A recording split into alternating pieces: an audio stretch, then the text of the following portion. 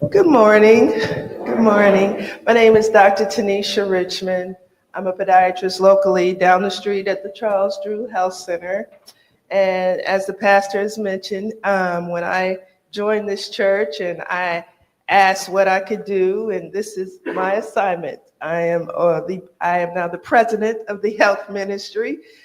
This is our fourth time having healthy conversations. I am thoroughly excited about these different conversations. I learn a lot. I hope you learn a lot. The community learns a lot. And then this time when me and the pastor began discussing the topic for this panel, he mentioned Alzheimer's and dementia. And I said, okay, that's unique. And also uniquely, I'm personally dealing with that in my personal family and extended family as well.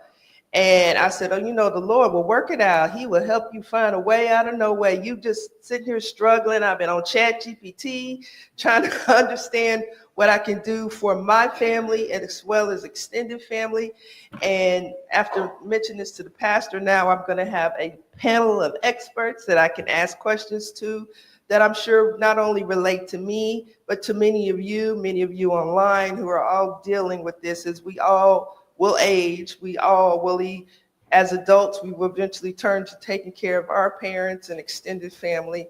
So today I just wanted to start off with a scenario, actually that I'm kind of dealing with myself. And I want each panelist to kind of to address it, introduce yourself, and address which and your each entity, how you could help with that scenario. So basically in this scenario, I have an extended family member. She's in her 80s. She is still driving. She is getting lost when she goes different places. When we have conversations, she repeats questions repeatedly. She's forgetting things. She's beginning to hoard in her house, and she does live alone. And legally, I want to bring that up, I have no legal ties to this person, so I cannot step in like as a healthcare power of attorney or anything.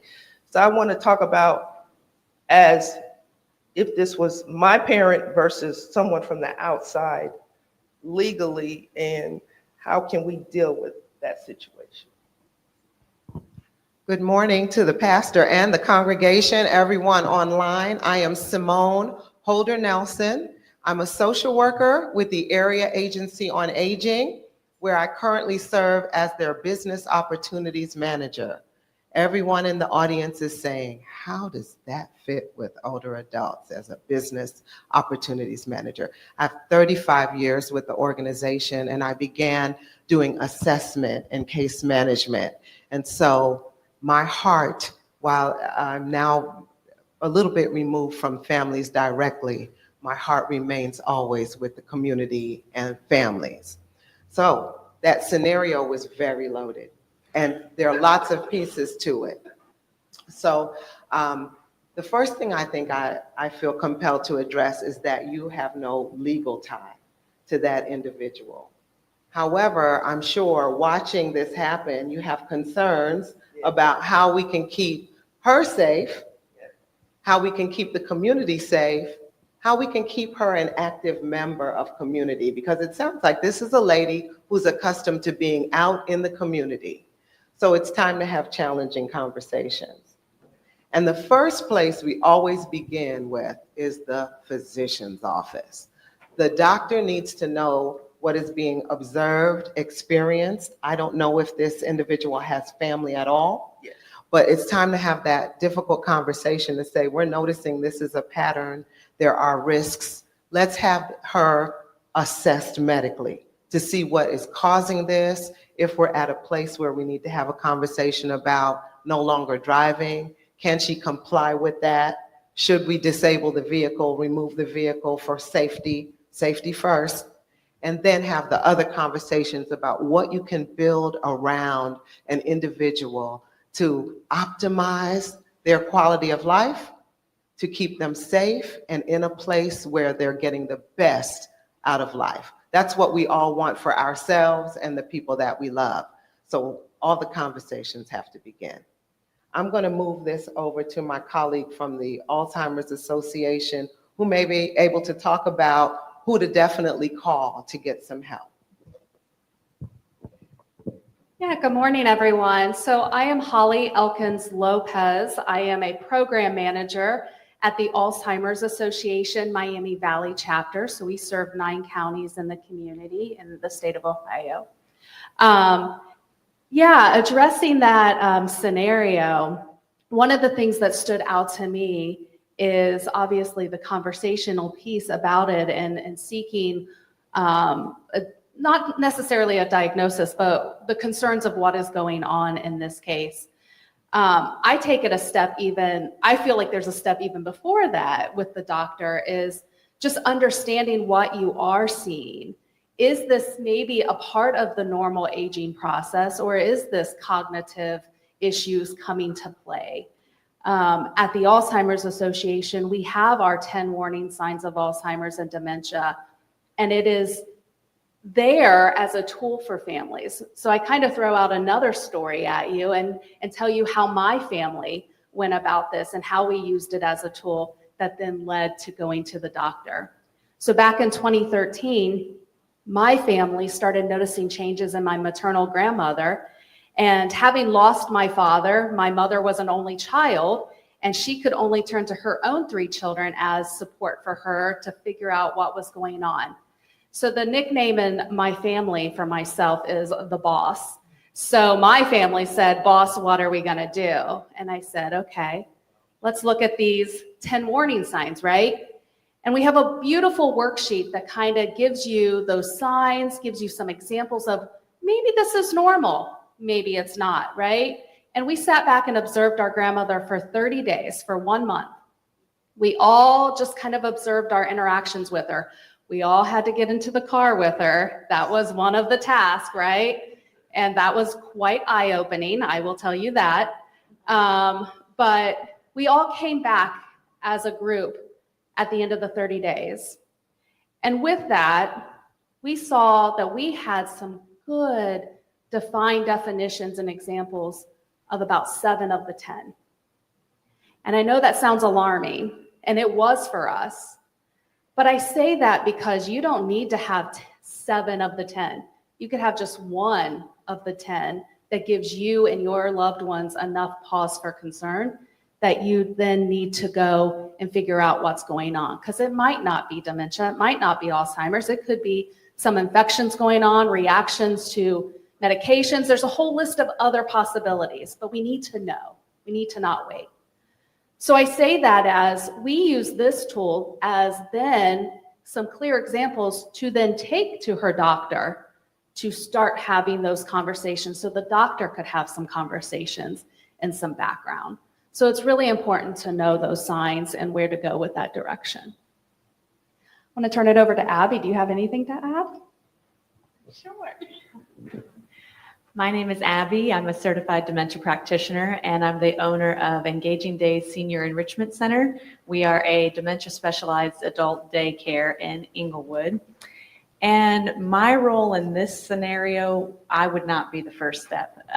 So if I happen to be the first person that a desperate family member called, I would actually be referring people to people like my colleagues. So I would be referring them to the Area Agency on Aging. I would be referring to the Alzheimer's Association, because those are places that they can get connections with tons of other resources.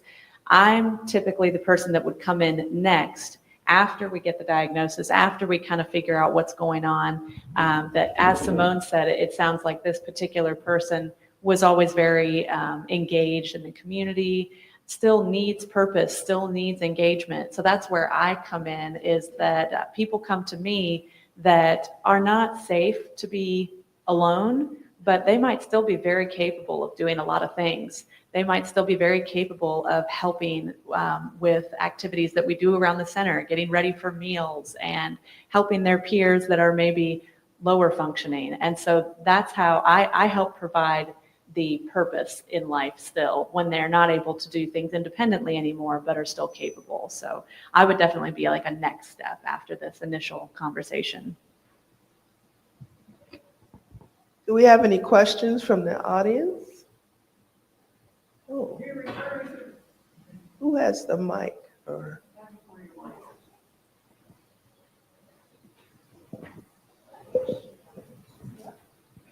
You're referring to the 10 steps. Could you tell us what the 10 steps are? Yeah.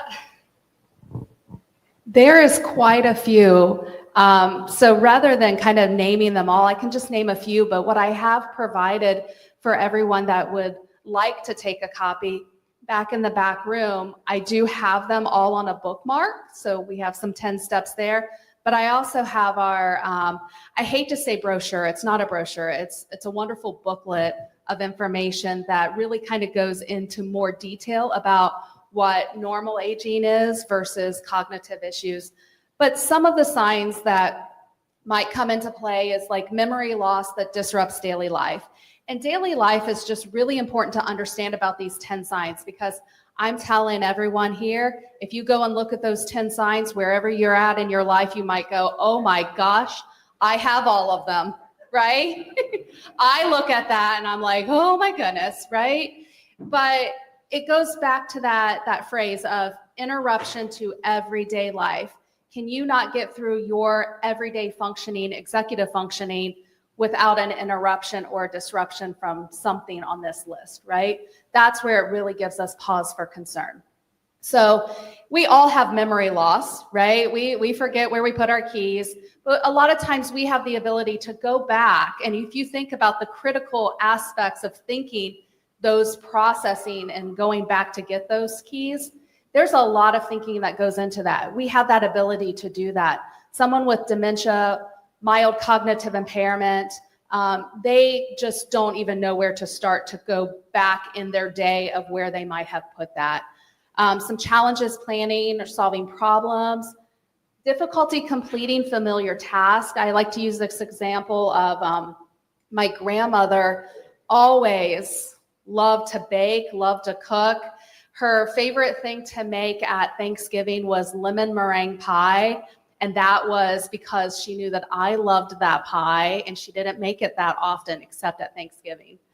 But I say this because some of those last years, the meringue became very questionable. And we all know what meringue is made of, so we don't want to eat questioning meringue. And then the crust didn't taste right? Like maybe she didn't bake it long enough and it was kind of raw dough, right? So we started questioning some of those things. And what it turns out is, a recipe that she's made for 50 years, she just couldn't follow the steps anymore, right? She couldn't complete that familiar task. So there's a whole list of withdrawing from work or social activities. She wasn't going to our church's sewing club anymore, we found out, wasn't going to play cards at the local senior centers because she couldn't follow the steps of a card game that she had played all her life. So it's just some of those things that kind of step out or stand out to us. The biggest one that we just didn't know was a warning sign was actually in regards to visual imaging. So trouble understanding visual imaging or having judging spatial relationships between things. That's when we all got in the car with her and we were like, oh goodness, that's where that one comes into play, right? When she's stopping at a stop sign 2 car lengths behind and she thinks she's at the stop sign. So there's just a lot of warning signs. I have them all listed that anybody could grab. It's just really if they're interrupting the daily life.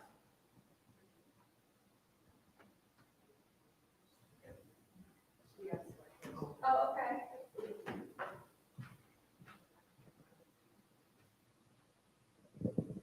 Yes, I would like to, pardon me. I would like to know, what if the person that you seek out, has problems with the memory and is in denial? You know what's going on, but they're in denial. What's going on with them?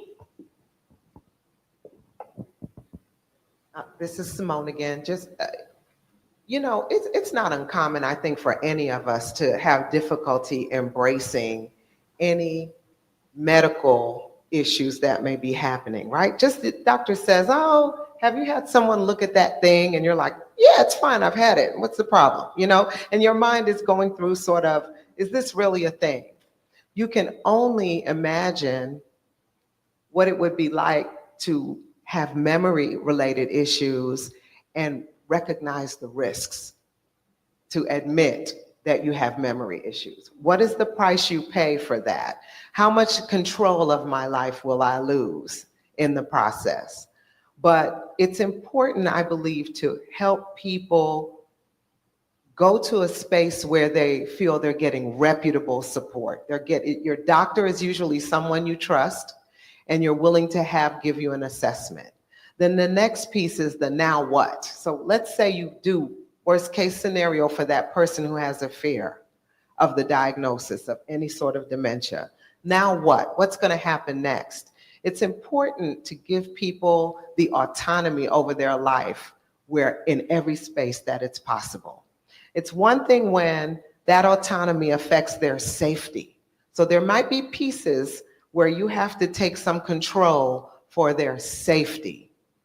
But there are other things, other decisions, other elements of control that still remain. It is a process. Dementia is a process. You don't just wake up and all of your ability to manage your life is gone. So I believe it's important to always support the older adult experiencing that diagnosis with the words, you can make a decision here. You have control of this. Would you like this or that? And in the spaces where a person can choose, we give that to them as long as we possibly can. So what I would do if that person is in denial, and I know that was your question, is encourage them to seek advice from people they trust. Say, let's talk to Dr. X. Dr. X knows you, you've been with Dr. X. We can have this assessed and get some good advice. Because maybe it's just that it's coming from you or it's coming from me.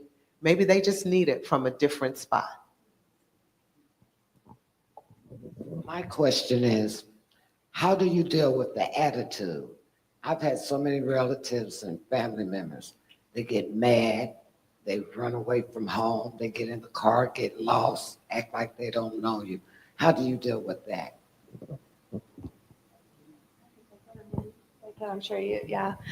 I think the first thing, because Abby sees it every day in her center, so I'm definitely going to turn this to Abby, but from the Alzheimer's Association perspective, as a caregiver, the power is in your hands to, when I say the power is educating yourself and educating anybody that's a part of that care team. So it goes even back to like building the foundation of your caregiving support. And one of that is education. And at the association, one of the free services that we have is lots of education programs that we put on in the community all the time. And one is specifically, and it's attended often, is responding to dementia-related behaviors. All of those behaviors that creep out. How do I respond to them? How do I understand them? And a lot of it is through communication. So then it kind of goes back to communication. How can I effectively communicate when I'm exhausted in my day, frustrated with whatever they're telling me, being repetitive, when I can't hear that one more time, right? You know, they've told me this story 50 times just within the last hour. Yeah, and the aggression or the paranoia, the hallucinations, all of those things that come out, the sundowning, the wondering. How do I respond to that? And that is kind of putting in your tool belt the communication and the education piece. Because I tell families all the time, we cannot change the way they communicate with us. The disease has done that. Check mark, the box is done, right? They can't change the way they respond. But what we can do as a caregiver is understand them, meet them where they are, and change the way that we respond and communicate to them.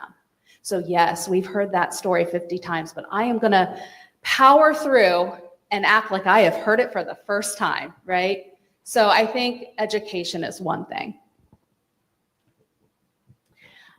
Something that you would learn in that Alzheimer's Association class, I'm just going to give you right now, which is that behavior is communication. So when they can no longer communicate effectively the way you and I can by just expressing our needs verbally, they are going to act out. And now I use act out only because that's that's a term people understand, but it's not like when a toddler, is just being bad because they're sleepy or something. This is something that they can't help. They don't have any other way to communicate with you. And so it's understanding where they're coming from. So what need is not being met? What is it that they're trying to express when they're trying to get out of the house, as was one of the examples you gave, when they're angry and trying to get out of the house? What is it that they're expressing? Are they afraid? Do they feel like they need something that they're not getting in this house? So many people start to experience with their loved one them saying things like, I want to go home, even though they're in their home. And maybe they've been in that home for 20 years and they don't remember anymore that that's home. What is home to them? Is home a feeling? There's something else where they're looking for their parents that have been gone for a long, long time. And is it that they're looking for the comfort that they get from their mother or their father? What are they seeking? So because they're not able to communicate that anymore, and like Holly said, they can't change the way that they're responding. We can only change the way that we're responding to them. And empathy is a huge thing for that. So it's important to take the moment and think, okay, where is this coming from? How would I feel if I was feeling lost? And then respond according to that.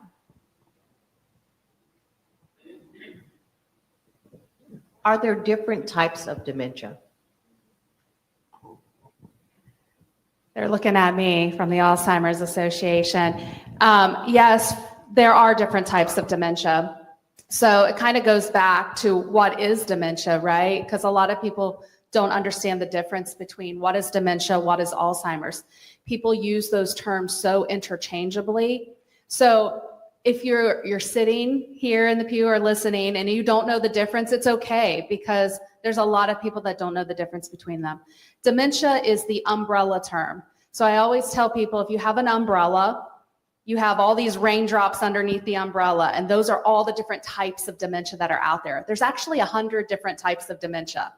A lot of people don't know that, right? There's a lot of diseases out there that eventually have cognitive elements to that disease that then makes it fall underneath the umbrella. So dementia is the umbrella term for the collection of symptoms that are related to memory loss, thinking, behavior, all of those things, right, that come into play. That's that collection. So the number one type of dementia that gets diagnosed, 60 to 80% of all diagnosed cases of dementia is Alzheimer's. So that is a significant number. Then the other most common ones that you hear about is vascular dementia, which is what my maternal grandmother had. You have Lewy body dementia. You also have frontal temporal. And then you could have mixed dementias. Parkinson's has dementia. It's under the dementia umbrella. Huntington's disease. So they're even putting stroke underneath the dementia umbrella.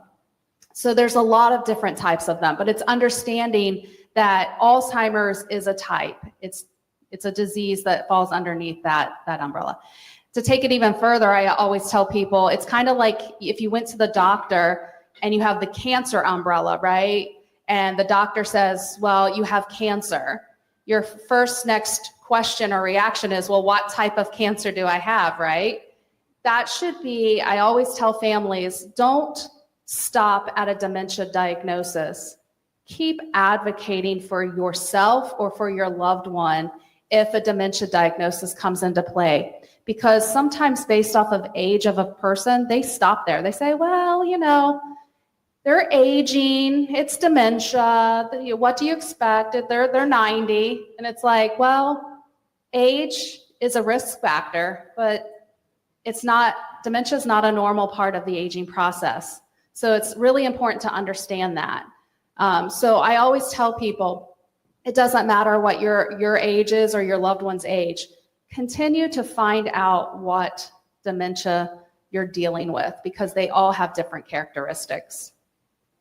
I have an online question from Chante Alexander. She'd like to know, will you again share the name of the adult daycare center specifically for those with dementia? It is called Engaging Days Senior Enrichment Center, and that's located in Inglewood.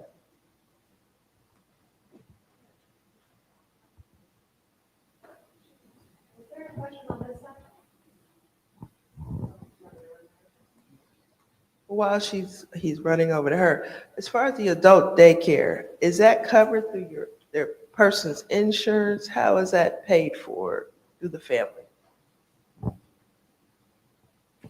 So we are not covered by insurance. We are private pay only. We are attempting to connect with the VA, unsuccessfully so far. So if anyone has a great connection with the VA, please let me know, because I would love to be able to help more families. It's super important to me that finances don't determine what level of care, what quality of care you get. Everyone deserves excellent care, whether you have a bunch of money or not. But at this time, my particular center is private pay only. However, if a family calls me and they really have to have something covered by insurance, I'm always happy to refer elsewhere. My goal is for people to get care, whether it's with me or not. So for example, Goodwill Easter seals could be a good option for a person that would need that. Has it been established as yet for pre-Alzheimer's, or you go to the doctor and they say, let me check your ears, let me check your heart? Have they implemented anything that we could do a pre-test or part of our normal physical makeup?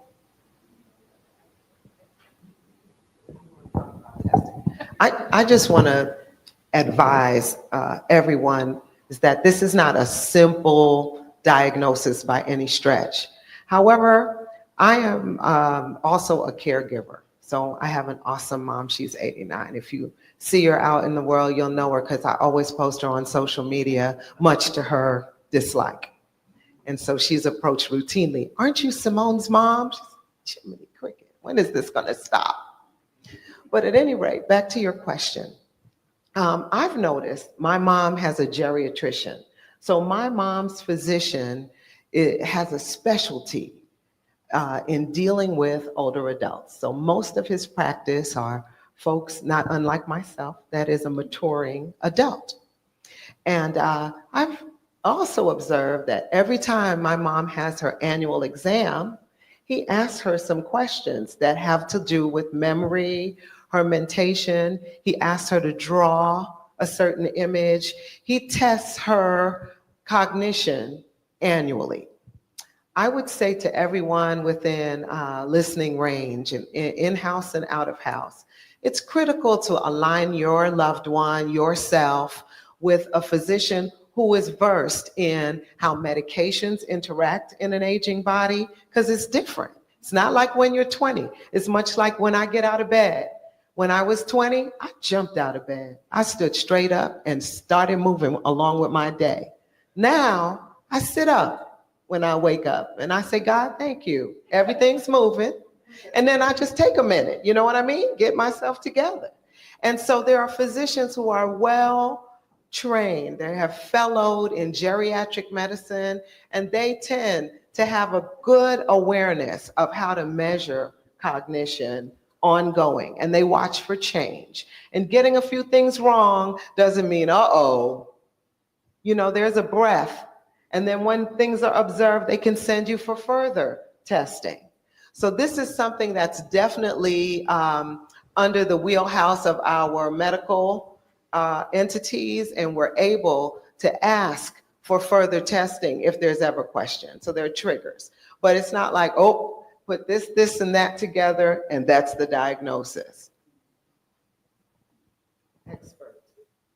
No, not the expert on this, but I would just add to that. Yeah, you need to have a really good relationship with a doctor that you trust, that can really take you through that process and really listen to your concerns. We always tell people, and I mean, I'm one of those individuals, I'm always advocating for my own health, right?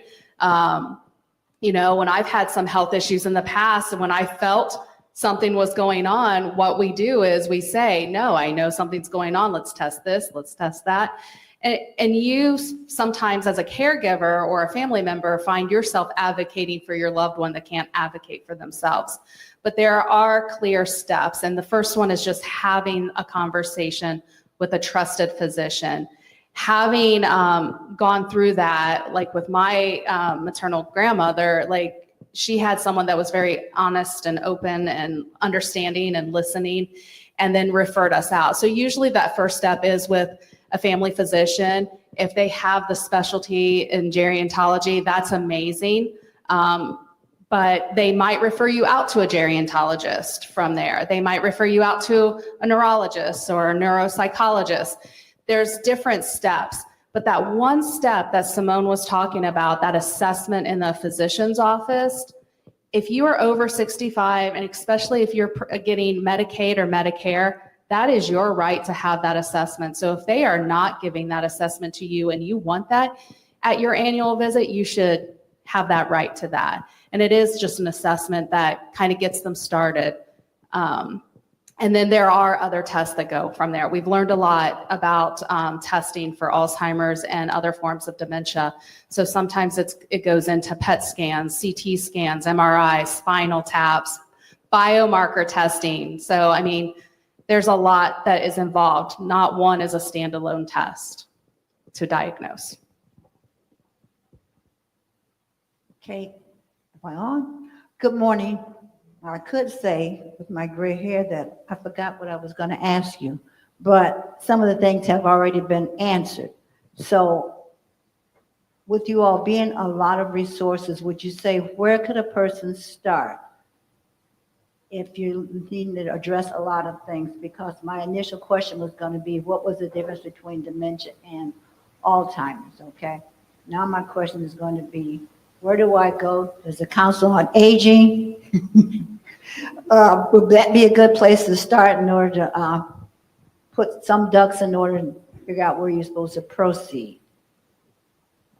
That's a very good question. And as I'm sitting up here, a couple of things have come to my mind just in listening to what the questions are. You know, we've had a lot of conversation about diagnosing. We've had conversation about how do you identify it. We've had questions about when you see some signs in people that we love or care about, where do we go? What do we do? How do we address it with them? But, you know, here in Montgomery County, I have to say that the Alzheimer's Association is an incredible place for both older adults who have symptoms and have been diagnosed and are experiencing memory loss, and also for caregivers. The Area Agency on Aging as well, you need to know we all work together in concert. We pride ourselves at Area Agency on Aging in being the resource on aging. So anything that has to serve the older adult community, you can call 223-HELP, get an answer. A nurse or social worker will answer you. They will answer your immediate question, talk through what your individual scenario is, and the second you say memory, the second you say dementia, we also refer to the Alzheimer's Association. So we can assist in information and referral, assessment in your home at no cost to families, so we can come out and talk about what you may or may not be eligible for in terms of support and point you in the right direction. You know, I always explain to people, if 100 people call us in a day, and far more call us, believe that, but 100 people call us, 25 of them will accept an assessment. 25% of that 25 will actually be eligible for a program that we administer out of our agency. And of that, all of them won't say yes.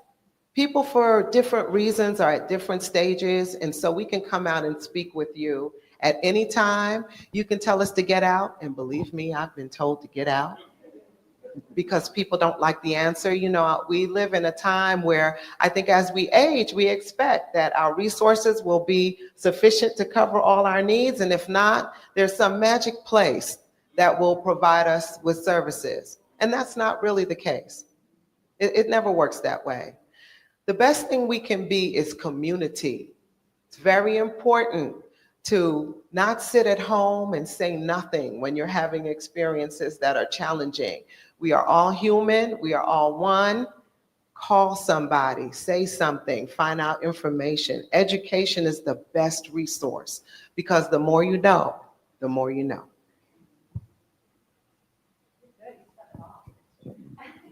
Hi, I hear talk about once figure out if you have it, and, and just accepting it, and then going through the process of living with it and stuff.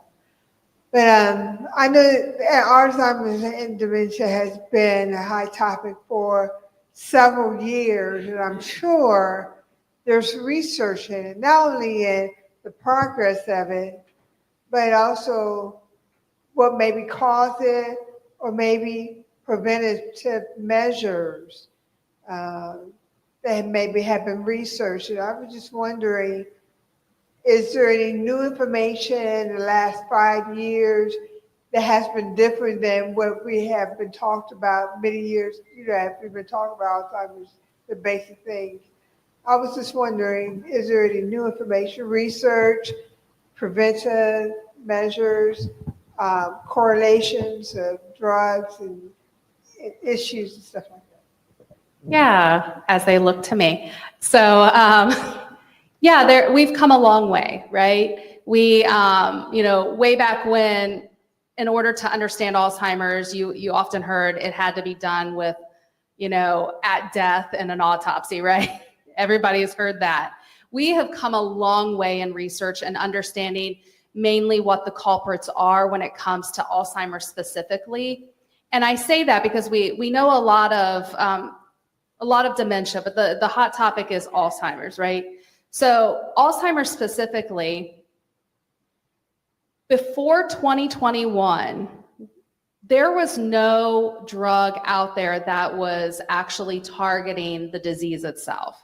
So that is one of the latest in researches that we have come away from in the last 5 years, is that because of understanding the culprits of the disease, understanding some genetic components, understanding the plaques, the tangles, identifying specifically what those proteins, plaques are, right? Amyloid beta plaque, the tau protein, that is the tangle.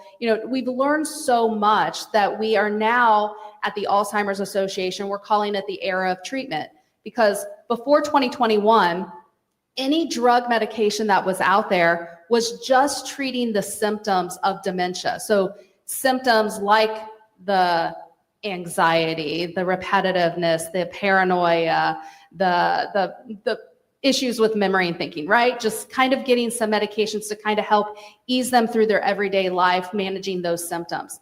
2021 was a game changer when we had the first drug that was FDA approved to treat the disease itself. Now, since 2021, we've had 3 drugs out there. 2 are still on the market. It is not a cure. That's what we're still hoping for. We're still in the era of treatment, but we're also in the era of hope, because we've come such a long way from when the first definition of Alzheimer's came about, which was over 100 years ago. So what we are finding is that these drugs, if these symptoms are caught early in that mild cognitive impairment, and they qualify for the medications that are now out there treating the actual disease itself, it's slowing the progression of the disease, because it is a progressive disease and it is a fatal disease, Alzheimer's specifically, right? So we are seeing that it is buying 18 to 24 months more time for families to prepare, to talk, have more conversations, plan for the future, things like that. But we've come a long way in research. I know there's no cure for Alzheimer's, but I know sometimes when I'm playing a game on my phone, one of the ads will come up and say, if you play games this many hours a day, that it can slow the progression. Is that true? I actually wanted to add to the previous answer, but it is also, it also would answer your question. So let's see, the previous question was about research and, oh yes, yeah, okay. It completely went out. I'm telling you all, it's contagious. It's not really contagious, but I spend all day long with dementia patients, and I swear sometimes it is contagious. It's not. Don't go spreading that. Yeah, please don't go spreading that. It is not contagious. So Yes, the answer to your question, the short answer is yes. Keeping your brain, really the rule is use it or lose it. That's true of every part of your body. If you sat all day, your legs wouldn't work as well. It's the same thing with your brain. If you're not using your brain and challenging your brain every day, it doesn't work as well. It's why a lot of times after people retire, they might not even have dementia, but just not using their brain and challenging themselves every single day, they become a little less sharp than they were. So it's super important as a preventative measure for all of us. This does not have to be because you think that you have dementia. Everyone should be using their brains and their bodies every day to stay as healthy as possible. So yes, doing games that challenge your brain, word searches, crosswords, there's all different types of games that you could do on your phone, as well as the simple act of socialization. When people, like during COVID, for instance, when we were very antisocial because we had to be, I was in nursing homes at that time, and what I saw was that the isolation for people that already maybe were in the early stages of dementia, they went way, way, way downhill. People that had no symptoms of dementia, their brains changed dramatically during that time because socialization alone is a free and very powerful tool. So that's why places like an adult daycare or even just your local senior center or your church, staying involved in some type of social activity can help. There are tons of things that we can do. The pharmaceuticals are amazing. It's great that those things exist. I'm happy that they are always researching and learning more. But there are also many, many non-pharmaceutical approaches that cost nothing. Any person can do in your everyday life for yourself or for the person that you're caring for. It's too numerous to just sit here and rattle it off to you, but there is a book that I really love and I recommend to lots of people. I keep a copy at my center for people to borrow. It's called Reversing Alzheimer's. I do want to say that that title is a little misleading. Yes, that's what I'm looking for. The title is a little misleading. So don't take it at face value. Just, it gives you a ton of great information on how you can help strengthen your brain and just keep yourself healthy as long as possible. That book is by Dr. Heather Sandison. I got it on Spotify. I listened to the audiobook. It's called Reversing Alzheimer's. Yes, Michael, it's not really a question, but Abby, I'm gonna address it to you. It's things you can do like puzzles, all kind of, He wants it in your mouth. all kind of things you can do to help people with Alzheimer's. I mean, it sounds silly, but you have to re-raise them. You have to teach them skills like puzzles, reading, coloring books. You have to keep them active. And I've learned through I've had so many. I've been a caregiver to so many. Might as well call me a caregiver. So that's a real good thing for people to think about. Keep their mind busy. Was that a question or just a thought? Just a thought. Well, you're right.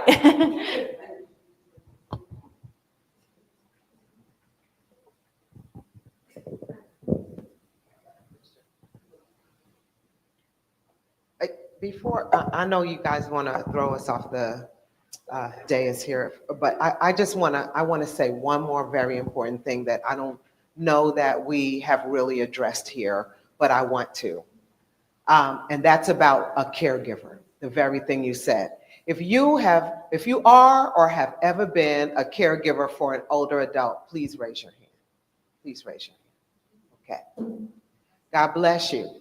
God bless you in your role as caregiver. I want to say that for many years as a social worker, I spoke about caregiving from a purely theoretical perspective. In other words, I didn't care for any older adults at that stage of my life, but you go to school, you learn the theory, you meet people, you live their experiences, and you say, wow, being a caregiver is tough, and you buy into the theory, right?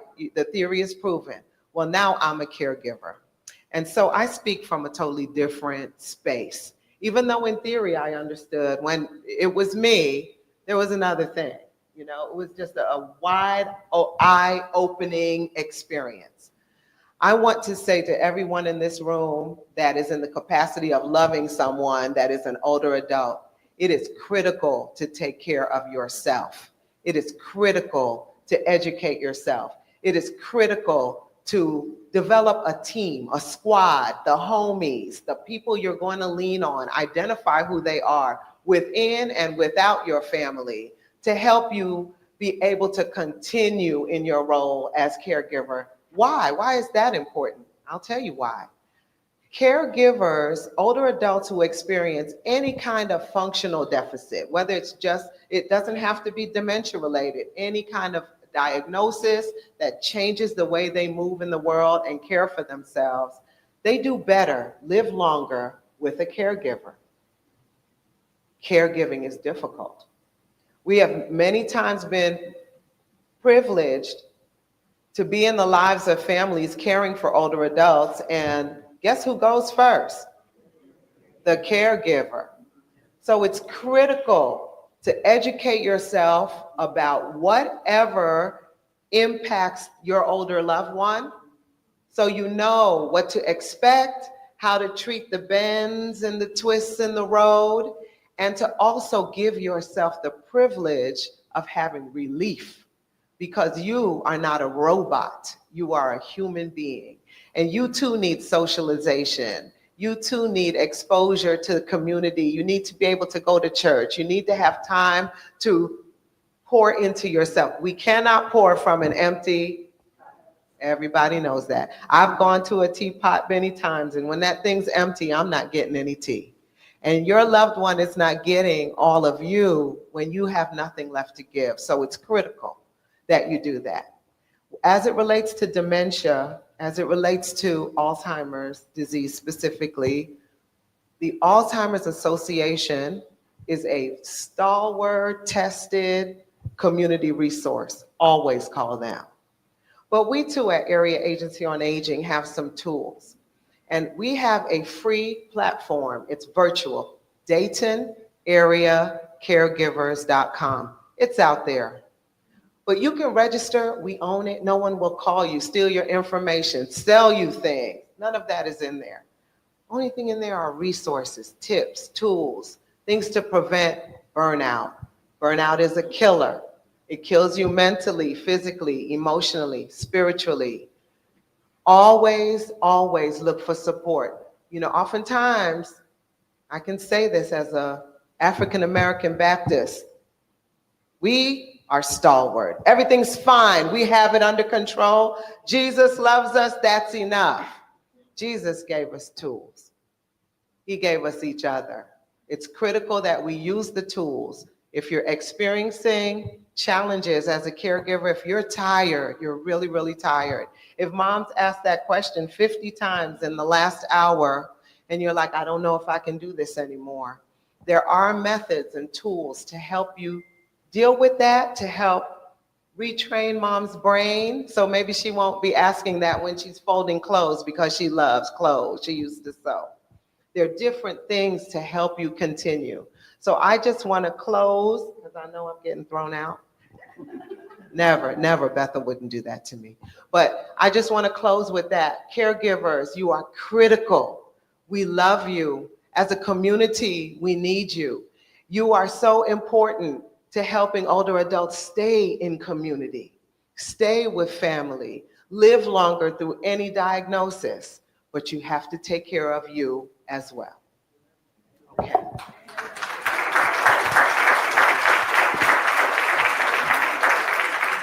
Come on, Bethel. I think we can give them a much warmer reception than that.